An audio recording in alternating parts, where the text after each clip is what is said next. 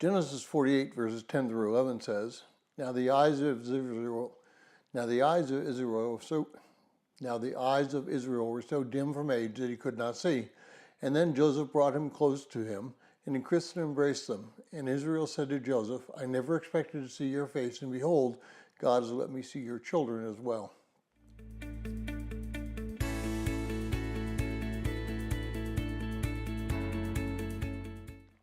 Well, if you're joining us from reading through this 90-day reading plan, today's reading is Genesis 48, 1 through 50:11, and I encourage you to read that passage.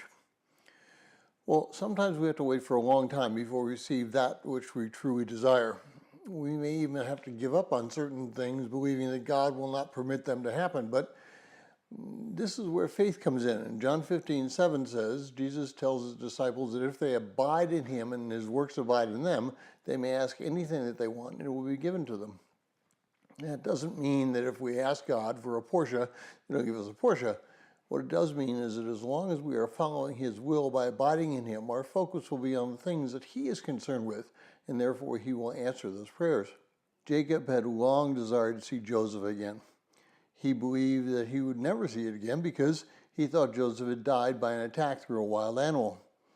Not only did he receive his wish, Jacob also got to see Ephraim and Manasseh when they went down to Egypt. This gave him great joy.